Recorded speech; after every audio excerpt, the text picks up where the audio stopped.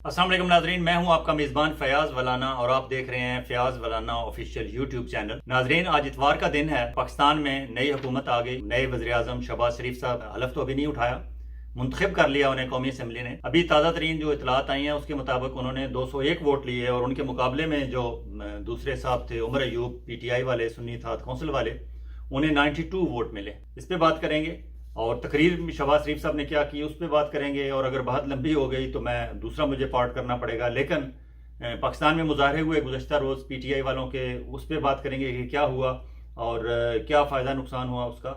फिर काकड़ साहब जो इस वक्त केयर टेकर प्राइम मिनिस्टर हैं, उनकी जान को क्या खतरा लाक हो गया है। मियां नवाज शरीफ साहब पे एक और कांटा कैसे लगा, कहाँ लगा, और एजाजुल हक साहब कहाँ छुपे हुए हैं। अली अमीन गंडापुर ने हल्फ उन्होंने इलेक्ट होने के बाद जो तकरीर की और जो पहला आर्डर जारी किया उस पर बात करेंगे। मरियम नवाज ने जो पहला आर्डर किया और पहला एक्शन लिया और हेलीकॉप्टर के साथ उन्होंने क्या किया उस पर बात करेंगे। कोट लखपत जेल जाने का उनका क्या इरादा है उस पर बात करेंगे। फिर पाकिस्तान मुस्लिम लीग नून के 3 सेनेटर्स ने कैसे आहिस्ता आहिस्ता अपनी ही पार्टी के खिलाफ ढोलकी बजाना शुरू कर दिए उस पर बात करेंगे। और फिर बात करेंगे कि यूसुफ रजा गिलानी साहब को मिलिट्री एस्टेब्लिशमेंट की तरफ से कौन से मिक्स सिग्नल मिल रहे हैं। पहले बात करते हैं शहबाज शरीफ साहब के, जिन्हें इस वक्त एतमाद का वोट मिला है कौमी असम्बली से और वो अगले 6 महीने तक महफूज हो गए हैं। अब 6 महीने तक उनके खिलाफ कोई वोट ऑफ नो कॉन्फिडेंस पेश नहीं हो सकती, क्योंकि आज उन्होंने असम्बली से वोट ऑफ कॉन्फिडेंस ले लिया है। तो 6 महीने तक वो हुकूमत कर सकते हैं, चाहे कैसे भी हालात हों, कुछ भी हालात हों, चलाते रहेंगे वो सिलसिला।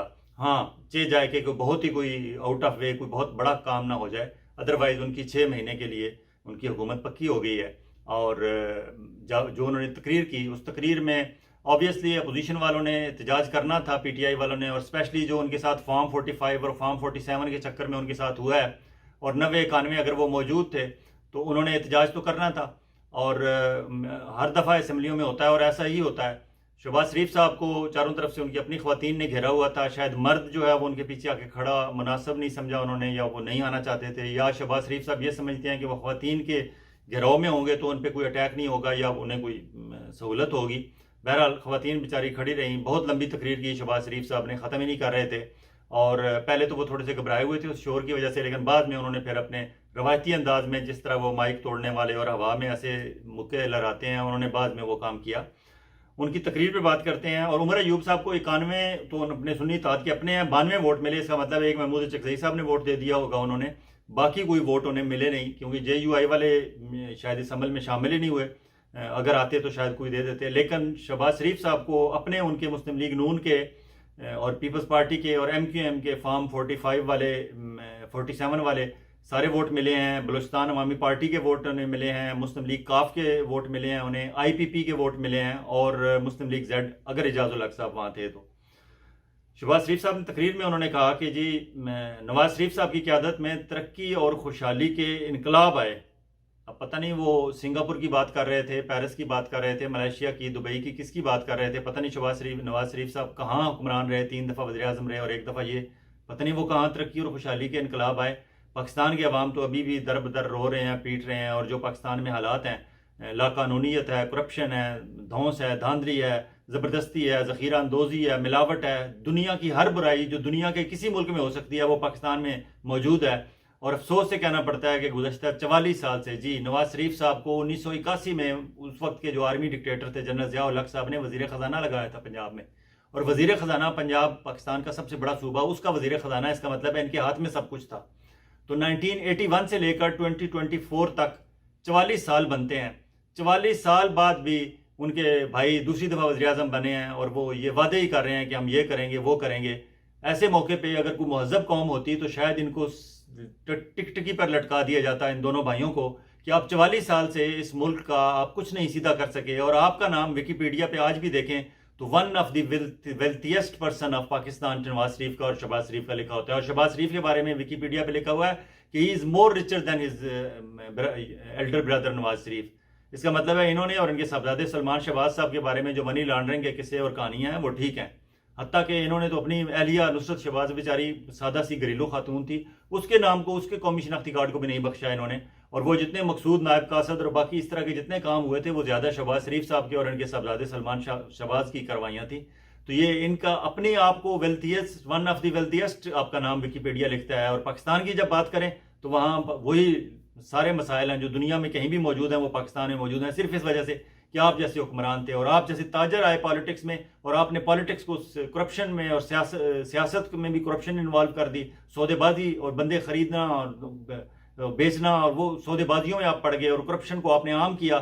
اس وجہ سے پاکستان میں ایک عام جو 5ویں گریڈ کا، اب تو شاید اس کو 5واں نہیں 7واں مل گیا ہے، LDC کا، لوور ڈپارٹمنٹل کلرک، اور حتیٰ کہ نائب قاصد جو ہیں ہمارے، وہ گریڈ 4 کے جو ہمارے امپلائیز ہیں وہ بھی صبح اٹھتے ہیں، جاب پہ جاتے ہیں، اور ان کی یہی کوشش ہوتی ہے کہ آج ہم نے کسی سائل کے بندے جو آفس میں کوئی بندہ آئے گا کسی کام سے، ہر بندے کی جیب سے 100 200 500 1000 نکلوانا ہے ہم نے، اور دیہڑی لگانی ہے تو گھر جانا ہے.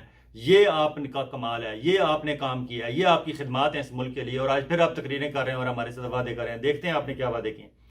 آگے انہوں نے تقریر میں کہا جی کہ ہمارے حکومتوں میں ہم رہے کبھی گملہ بھی نہیں ٹوٹا. تو حضور سپریم کورٹ پہ حملہ کس نے کیا تھا؟ سپریم کورٹ پہ آپ نے چیف جسٹس آف پاکستان جو اس وقت سجاد علی شاہ تھے اور ان کے ساتھ دیگر ججز تھے، ان کو آپ نے بیک ڈور سے بھاگنے پر مجبور کیا. ویسے آپ کہتے ہیں کہ ہمارا کبھی گملہ بھی نہیں ٹوٹا. پھر آپ کہتے ہیں کہ ہم نے کبھی بدلے کی سیاست کا سوچا بھی نہیں. آپ نے سوچا بالکل نہیں تھا، لیکن وہ جو آپ نے تقریریں کی تھیں کہ میں لاڑکانہ کی اور لاہور کی سڑکوں پہ گھسیٹوں گا آصف زرداری کو، وہ سوچ کے بغیر ہی تقریر کر دی تھی آپ نے. آگے کہتے ہیں کہ نواز شریف حکومت 3 بار ختم کی گئی اور ہم نے کچھ نہیں کیا. آپ کی 3 بار کس نے ختم کی تھی؟ جن کے قدموں میں آج پھر آپ بیٹھے ہوئے ہیں، نواز شریف، شہباز شریف صاحب. آپ جو بات کریں گے آپ کی ہر بات آپ کے واپس آپ کے منہ پہ آتی ہے. آج پھر آپ ان کے قدموں میں ہیں جنہوں نے 3 بار آپ کے بھائی کی حکومت ختم کی. یہ جو فارم 45 اور فارم 47 والی جیل سازی ہے نا، یہ ڈراؤنا خواب بن کر آپ کی نیندیں حرام کیے رکھے گا. اور وہ جو احتجاج بھی ہو رہا تھا، وہاں شور بھی ہو رہا تھا، سارا اس وجہ سے ہو رہا تھا کہ آپ جیلی مینڈیٹ سے آپ پرائم منسٹر بنے ہیں اور آج آپ کو اعتماد کا ووٹ ملا ہے. آپ کو جتنے ووٹ ڈالنے والے لوگ ہیں، آپ گرد گرد وہ جو لوگ تھے آپ کو بچانے والے، وہ سارے اس جیلی مینڈیٹ سے فارم 47 کا نتیجہ ہے. اور اس فارم 47 کی وجہ سے وہاں اسمبلی میں ہنگامہ ہو رہا تھا. اگر ایسا کوئی کام نہ کیا ہوا ہوتا، آپ سیدھے آپ جیت کے آئے ہوئے ہوتے فارم 45 کی بنیاد پہ، تو شاید اس طرح کا احتجاج بھی نہ ہوتا اور اس طرح لوگ اس احتجاج کو اگنور بھی نہ کرتے. لوگ پوچھتے ہاں بھائی کیوں نہیں پرائم منسٹر کو بات کیوں نہیں کرنے دے رہے؟ لیکن آج لوگ کہہ رہے تھے کہ یہ جو آپ کے خلاف احتجاج ہو رہا ہے ٹھیک ہو رہا ہے. کیوں کہ آپ جیلی مینڈیٹ سے آئے ہیں، آپ فارم 47 سے آئے ہیں، فارم 45 کے آپ نہیں ہیں. فارم 45 پہ پبلک نے مینڈیٹ دیا ہے، فارم 47 میں وہ ہے جو الیکشن کمیشن اور ہماری ملٹری اسٹیبلشمنٹ نے مل کے بنایا ہے اور فیک ہے وہ. آگے آپ نے کہا جی کہ 700 ارب روپے کا خسارہ پہلے دن سے ہم لے کے چلیں گے. آپ نے بڑی اچھی ڈیٹیل دی کہ 12,300 کا ٹیکس کلیکشن ہوتی ہے، 5,000 تو صوبوں کو چلا جاتا ہے، 7,300 باقی بچتا ہے اور 8,000 آپ نے سود کو دینا ہے. تو آپ کہتے ہیں جی کہ یہ قرض در قرض ہم لیتے رہے ہیں گزشتہ کئی سالوں سے. تو حضور کس نے لیا قرض در قرض؟ یہ جو آفتاب اقبال کے پروگرام میں چاچا بوٹا آتا ہے اس نے لیا تھا یہ قرض؟ یا آپ کا جو ڈرائیور کا چچا ہے اللہ دیتا ہے جس کا نام ہے، اس نے لیا تھا قرض؟ یا میں نے لیا تھا؟ ہم نے لیا تھا. ہم اوورسیز پاکستانی جو پاکستان سے بھاگ کے باہر آئے ہیں، ہم میں سے آلموسٹ 99% جو ہیں وہ اکنامک ریزنز کی وجہ سے آئے ہیں. کوئی 1% ایسے ہوں گے جن کے وہاں حالات نہیں تھے کام کرنے کے اور انہیں باہر آنا پڑا. ادروائز باقی سارے تو باہر روٹی روزی کے لیے آئے ہیں. 1 کروڑ اوورسیز پاکستانی، کیا انہوں نے پاکستان لوٹا؟ کیا انہوں نے قرض در قرض پاکستان کو قرض کی بوجھ ڈلے 80,000 ارب کے نیچے ہم نے کیا؟ آپ حکمران تھے، آپ کی وجہ سے ہوا یہ. آپ اپنی کارکردگی، اپنی چارج شیٹ اپنے خلاف آپ بیان کر رہے تھے. اور جہاں تک کرپشن کی بات ہے، کرپشن آپ نے عام کی. اگر چین یا جاپان، آپ مثالیں چین اور جاپان کی دیتے ہیں کہ جی وہاں یہ وہاں چین اور جاپان ہوتا تو آپ جیسے لوگوں کو اب تک بہت پہلے ٹکٹکی پر سزائے موت دی جا چکی ہوتی. کرپشن سزائے موت ہے چین میں، لیکن پاکستان میں آپ بڑے آرام سے گیٹ اوے ود آپ ہو جاتے ہیں. آگے چلتے ہیں جی، آپ کی تقریر کا آگے تھوڑا سا پوسٹ مارٹم کرتے ہیں. آپ نے کہا جی کہ ہم 5 لاکھ نوجوانوں کو IT کی تعلیم دیں گے. بہت اچھی بات ہے، شاباش، بہت اچھا آپ نے اعلان کیا ہے. لیکن میرے خیال میں یہ آپ کو آئیڈیا جو پنجاب انفارمیشن ٹیکنالوجی بورڈ میں ڈاکٹر عمر سیف تھے آپ کے ساتھ 4 سال 5 سال آپ کے ساتھ رہے، انہوں نے شاید یہ آئیڈیا آپ کو دیا ہے. اور ابھی آپ نے کیئر ٹیکر گورنمنٹ میں بھی انہیں IT کا منسٹر لگوا دیا تھا. اب خیر سے جو کیئر ٹیکر گورنمنٹ تھی انوار اللہ کاکڑ صاحب، اس میں آدھے منسٹر تو آپ کے تھے. اس کا مطلب ہے وہ حکومت بھی آپ کی تھی. آپ کی کنٹینیوشن چل رہی ہے، کیونکہ آپ کے پنڈی والوں کو آپ سلام کرتے ہیں رات کو ڈگی میں گاڑی کی ڈگی میں. ملک احمد خان صاحب جو اسپیکر پنجاب اسمبلی ہیں وہ آپ کو لے کے جاتے ہیں، آرمی چیف سے ملواتے ہیں. آپ کی حکومت پچھلی بھی تھی، آگے کیئر ٹیکر بھی آپ کی تھی، اب پھر آپ کی ہے. تو ڈاکٹر عمر سیف صاحب نے آپ کو آئیڈیا دیا ہوگا کہ IT 5 لاکھ نوجوانوں کو IT کا دیں گے، لیکن کوئی انفراسٹرکچر، کوئی سسٹم بھی ہوگا. اور اس موقع پہ اگر ڈاکٹر عمر سیف صاحب ہی آپ کو آئیڈیاز دے رہے ہیں اور IT میں آپ کرنا چاہتے ہیں تو آپ یہ بھی بتا دیتے کہ ڈاکٹر عمر سیف صاحب نے اور آپ نے پنجاب انفارمیشن ٹیکنالوجی بورڈ 5 سال چلایا، وہاں آپ نے کیا کمال کیا. 65% پاکستان کی پاپولیشن، 65% جو پاکستان کی آبادی ہے اور پاکستان کا سب سے بڑا صوبہ ہے، وہ تو پہلے ہی آپ کے پاس تھا. وہاں آپ نے پنجاب انفارمیشن ٹیکنالوجی بورڈ بنایا تھا. آپ بتاتے کہ اس میں آپ نے کیا کیا تھا. اب وہ آپ فیڈرل میں اپلائی کریں گے، وہ فارمولا اور وہ تجربہ. آپ نے کچھ نہیں کیا، صرف آپ اپنے بندے کھپاتے ہیں. عمر صاحب کو کھپانے کا یہ آپ کا آئیڈیا ہے 5 لاکھ والا، ادروائز کچھ نہیں ہے. کسان کو آپ نے کہا سستی بجلی دی ہم نے. کون سے پاکستان کے کسان کو آپ نے سستی بجلی دی؟ افسوس. آپ نے کہا پنجاب میں ذیلی زرعی ادویات کا خاتمہ کیا ہم نے. حضور آپ کہیں وہ چڑھدا پنجاب جو ہے انڈیا والا بھارتی پنجاب کی بات تو نہیں کر رہے تھے؟ یہاں تو اپنے پنجاب میں تو آج بھی ذیلی دوائیاں بک رہی ہیں. آپ نے کہا دنیا سے بیج منگوا کر مفت دیں گے، یہ اچھی بات آپ نے کی، لیکن میکانزم آپ نے نہیں بتایا. شاید یہاں آپ نے کسی اپنے کرونی کو کنٹریکٹ دینا ہوگا باہر سے بیج منگوانے کا. بہرحال اگر آپ میکانزم بھی کر دیتے بتا دیں آنے والے دنوں میں تو اچھی بات ہوگی. آئیڈیا اچھا ہے آپ کا. پھر آپ نے کہا کہ SFIC کے تحت زراعت کا جو ہے وہ زراعت کو فروغ دیں گے. میرے خیال میں اب جو SFIC ہے نا، اسپیشل انویسٹمنٹ فیسیلیٹیشن کونسل، جس کے 43 آفیسرز، ایک میجر جنرل، 4 بریگیڈیئر، 16 کرنل اور کوئی تقریباً 26 میجر اور کیپٹن بیٹھے ہوئے ہیں آپ کے پرائم منسٹر سیکریٹریٹ کے اندر. 43 رومز ان کو الاٹ ہوئے ہیں، وہ جو بیٹھے ہوئے ہیں. آپ ان SFIC والوں کو اپنے آفس میں بیٹھنے کا جواز گھڑنا چاہتے ہیں، کیونکہ SFIC پہ بڑے نعرے لگے تھے کہ بڑا کچھ ہو جائے گا.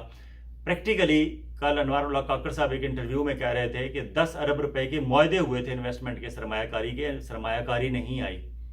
اگر سرمایہ کاری میں ناکامی ہو رہی ہے اور اب جیلی مینڈیٹ کی وجہ سے آپ کی گورنمنٹ آئی ہے، اب تو پھر لوگ ہاتھ کھینچ لیں گے. جس طرح IMF والے سوچ رہے ہیں کہ انہیں دیں یا نہ دیں، پتہ نہیں اس کے بعد کل کیا ہوگا. کیونکہ یہ کسی وقت بھی یہ فارم 45 والا کسی بھی عدالت میں کسی بھی جج کو تھوڑی سی غیرت آ گئی اپنے عہدے کی، یا اسے اپنے پیشے کا کوئی آ گیا کہ میں نے انصاف کرنا ہے، اور یہ فارم 45 47 والا معاملہ کھل گیا، تو آپ کے تو گئے 40-50. اگر MNA چلے گئے تو آپ کی حکومت گئی. تو آپ کو کون آپ پہ تکیہ کرے گا، کون آپ کو دے گا؟ یہ پاکستان جب تک دوبارہ ہم فری فیئر الیکشن، شفاف انتخابات کی طرف نہیں جائیں گے اور وہاں سے ایک اچھی صاف شفاف حکومت نہیں آئے گی، اس وقت تک یہ انویسٹمنٹ والے سارے ڈرامے ہیں. اور یہ SFIC والا آپ صرف اس SFIC کے جواز کے لیے آپ زراعت کی طرف لگا رہے ہیں، کیونکہ آپ کو پتہ ہے کہ زراعت میں بس ایسے ہی اعلان ہوتے رہیں گے، پریکٹیکلی تو نظر نہیں آنا. اگر نہیں آئے گا تو کہیں جی کسانوں کو تو ہم نے ساری فیسلٹیز دے دی تھیں، کسانوں نے کیا کچھ نہیں. دوسری بات جو SFIC والی تھی وہ فارن انویسٹمنٹ تھی. فارن انویسٹمنٹ آپ کو کسی نے دینی نہیں. اب آپ SFIC کا جواز گھڑ رہے ہیں اور وہ زراعت کے چکر میں آپ کر رہے ہیں. چلیں اچھی بات ہے، کریں صحیح کچھ. پھر آپ نے کہا جی کہ 2 سال سے کم جو سزا یافتہ خواتین ہیں ان قیدیوں کو ہم فوری طور پر رہا کریں گے. یہ بہت اچھا فیصلہ ہے، وی اپریشیٹ اٹ. لیکن آپ نے یہاں ایک اور کام کیا. آپ کی بھتیجی کا بڑا پلان تھا، وہ اپنا سافٹ امیج دکھانا چاہتی تھی. آپ نے اپنے بھتیجی کا پلان سارا جو ہے چوپٹ کر دیا. انہوں نے لاہور کوٹ لکھپت جیل میں انفارمیشن دی ہوئی تھی کہ میں اگلے 2-3 دنوں میں کوٹ لکھپت جیل وزٹ کرنا چاہتی ہوں، اور وہاں صفائی ہو رہی ہے، پھر چونا کیا جا رہا ہے، سارے معاملات کیے جا رہے ہیں کہ جی چیف منسٹر پنجاب آ رہی ہیں، اور ان کا پلان تھا کہ میں وہاں جاؤں گی، خواتین سے ملوں گی، ان کے سر پہ ہاتھ رکھوں گی، اور اس کے بعد میں ان کی جو کم سزائیں جن کی ان کی رہائی کا اعلان کروں گی، وہ اور اپنا سافٹ امیج بتاؤں گی لوگوں کے سامنے. اور وہ جہاں جاتی ہیں 8 کیمرہ مین ان کے ساتھ ہوتے ہیں، اور وہ پورا میڈیا ٹیم انہوں نے اسلام آباد سے، ہماری انفارمیشن منسٹری کے بہت سینئر افسران انہوں نے وہاں پنجاب میں بلوا لی ہیں. مریم اورنگزیب بھی پنجاب میں انہوں نے رکھ لی ہیں، اور ان کے اتالیق جو ہیں استاد مکرم جناب پرویز رشید صاحب، وہ مستقل ہر میٹنگ میں ان کے ساتھ بیٹھے ہوتے ہیں. لیکن مریم نواز کو وہ کامیاب کرنے کے لیے پرویز رشید صاحب ساتھ بیٹھے ہوتے ہیں. لیکن یہ ذہن میں رہے ہمارے ملٹری اسٹیبلشمنٹ والوں کو بھی کہ وہ مریم کے ساتھ بہت گڈی تو ہو رہے ہیں، لیکن استاد ان کے ساتھ پرویز رشید ہیں. اور پرویز رشید صاحب وہی ہیں جو NSF والے ہیں، نیشنل اسٹوڈنٹ فیڈریشن والے. ان کا دماغ ابھی تک NSF میں پھنسا ہوا ہے. وہ آج بھی سول لیبرٹیز کی بات کرتے ہیں، وہ آج بھی ملٹری اسٹیبلشمنٹ کے انتہائی خلاف ہیں. تو وہ اگر مریم کے استاد ہیں تو یہ کسی وقت بھی مریم ملٹری اسٹیبلشمنٹ کے خلاف بولنا پھر شروع ہو جائے گی، جب تھوڑے سے اس کے پاؤں مضبوط ہو جائیں گے پنجاب میں یا مرکز میں آنے والے دنوں میں. فی الحال وہ استاد صاحب ان کے ساتھ بیٹھے ہوئے ہیں، اس لیے ملٹری اسٹیبلشمنٹ والے پتہ نہیں کب تک پرویز رشید کو ان میٹنگز میں برداشت کریں گے. لیکن فی الحال وہ سافٹ امیج والا جو ان کا پلان تھا وہ شہباز شریف صاحب آپ نے سارا چوپٹ کر دیا، آپ نے اناؤنس کر دیا، حالانکہ وہ آپ کی بھتیجی کرنا چاہتی تھی. آگے چلتے ہیں. آپ نے کہا جی ایکسپورٹ زونز کا جال بچھا دیں گے. حضور ایکسپورٹ زونز کا جال تب بچھے گا جب پہلے کوئی پروڈکشن ہوگی ہمارے پاس ایکسپورٹ کرنے کے لیے. آپ کی پچھلی گورنمنٹ میں 16 ماہ میں آپ کی حکومت کی کارکردگی یہ تھی کہ فیصل آباد میں جہاں مزدور نہیں ملتے تھے عمران خان کی حکومت میں، آپ نے پتہ نہیں کیا سلوک کیا ان تاجروں کے ساتھ اور ایکسپورٹرز کے ساتھ. انہوں نے آپ پہ ان کا اعتماد نہیں تھا، وہ ساری اپنی فیکٹریز بند کر کے کیونکہ مہنگائی آپ نے بہت زیادہ کر دی تھی، ٹیکسز لگا دیے تھے، بجلی مہنگی کر دی تھی، سارے مسائل، ان کا جینا اجیرن کر دیا تھا آپ نے. تو وہ فیکٹریز بند کر کے کوئی بنگلہ دیش چلا گیا، کوئی میکسیکو چلا گیا، کوئی ویسے کاروبار چھوڑ گیا. آپ نے ان کا جینا حرام کر دیا تھا. اب دوبارہ پروڈکشن شروع ہوگی تو ایکسپورٹس کی زون کے جال بچیں گے اور ایکسپورٹس ہوں گی. تو پہلے تو آپ کو کوئی انفراسٹرکچر ٹھیک کرنا پڑے گا. اور وہ جو اسمال اینڈ میڈیم انٹرپرائزز کی آپ بات کرتے ہیں، آپ کو باقاعدہ کچھ آپ کہتے ہیں میرے دماغ میں ہے، اور دماغ میں کب تک آپ نے رکھا ہوا تھا؟ کیوں رکھا ہوا تھا؟ کیا آپ عمران خان نے قوم کی آنکھیں کھولی ہیں اور عمران خان آپ کے پیچھے چڑھا ہوا ہے؟ اس لیے آپ کے اب آپ کے آئیڈیاز وہ سارے آپ کہتے ہیں میرے ذہن میں ہیں، میں نے چائنا سے دیکھے ہیں، ادھر سے دیکھے ہیں، ادھر سے. اب آپ وہ آئیڈیاز لانا چاہتے ہیں، حضور لے آئیں، جو کرنا چاہتے ہیں کریں، لیکن آپ صرف زبانی کلامی کرتے ہیں، پریکٹیکلی امید نہیں ہے آپ سے. آپ نے ٹیکس ریفنڈ کے بارے میں کہا کہ 10 دن کے اندر اندر ٹیکس ریفنڈ دے دیا جائے. آپ کے کوئی اپنے، آپ کے ظاہر آپ کا سارا کاروباری شعبہ ہے، تجارتی تاجر لوگ ہیں، صنعت کار آپ کے لوگ ہیں آپ کے ارد گرد، اور وہ آپ کو فنڈ بھی کرتے ہیں الیکشن کے حوالے سے، تو تازہ فنڈنگ بھی آپ کو ملی ہوگی، آپ نے انہیں اوبلائز کرنا ہوگا، آپ انہیں ٹیکس ریفنڈ دلوانا چاہتے ہیں. 10 دن کے اندر اندر tax refund F B R کیسے دے گا انہیں؟ ایک طرف آپ کہتے ہیں خزانہ خالی ہے، پیسے نہیں ہیں ہمارے پاس، اور ہم پہلے دن سے 700 ارب روپے کا خسارہ لے کے چل رہے ہیں. تو حضور یہ 10 دن میں کیسے ہوگی پیمنٹ؟ اسی طرح خسارہ ہوتا ہے، اسی طرح قرضے اوپر چڑھتے ہیں کہ بغیر سوچے سمجھے آپ جو ہے پاپولر لیڈر بننے کے چکر میں آپ اناؤنس کر دیتے ہیں. 10 دن میں پتہ نہیں آپ کر سکیں گے یا نہیں کر سکیں گے، دیکھ لیں گے. 10 دن بعد رپورٹرز رپورٹ کر دیں گے، شہباز رانا جیسے ایکٹیو رپورٹر رپورٹ کر دیں گے یقیناً. لیکن اوورآل اگر آپ کی تقریر دیکھی جائے تو اوورآل آپ کی تقریر میں شو بازیاں زیادہ تھیں، پر کوئی کنٹینٹ کم تھا، سالڈ نہیں تھی. اسی طرح سالڈ نہیں تھی جس طرح آپ کی اپنی گورنمنٹ سالڈ نہیں ہے. اور آپ کی گورنمنٹ سالڈ اس لیے نہیں ہے کیونکہ آپ فارم 47 والے ہیں، فارم 45 والے نہیں ہیں. اور اس کا پورا، حالانکہ آپ کو 200 سے زیادہ 201 ووٹ ملے ہیں، تو ہونا تو یہ چاہیے تھا کہ آپ کی بھی گھبراہٹ کم ہونی چاہیے تھی، آپ کو اطمینان سے بات کرنی چاہیے تھی. اور آپ کے بھائی صاحب جن کا چہرہ اترا ہوا تھا نواز شریف صاحب کا، ان کا چہرہ شاش بشاش ہونا چاہیے تھا، لیکن ان کا چہرہ بتا رہا تھا کہ کہانی یہ نہیں ہے جو دکھائی جا رہی ہے، کہانی کچھ اور ہے. ابھی اب اجازت چاہوں گا میں آپ سے، ولاگ لمبا ہو گیا. باقی جو ٹاپکس میں نے آپ کو بتائے تھے ان سب ٹاپکس پہ دوسرے ولاگ میں بات کر لیتے ہیں، کیونکہ لوگ انائڈ ہوتے ہیں، لوگ لمبی ویڈیوز پسند نہیں کرتے. لیکن وہ ٹاپک جتنے میں نے شروع میں بتائے تھے وہ سارے امپارٹنٹ ہیں. ایک اور ولاگ میں ان پہ بات کر لیتے ہیں. اجازت چاہوں گا، خدا حافظ.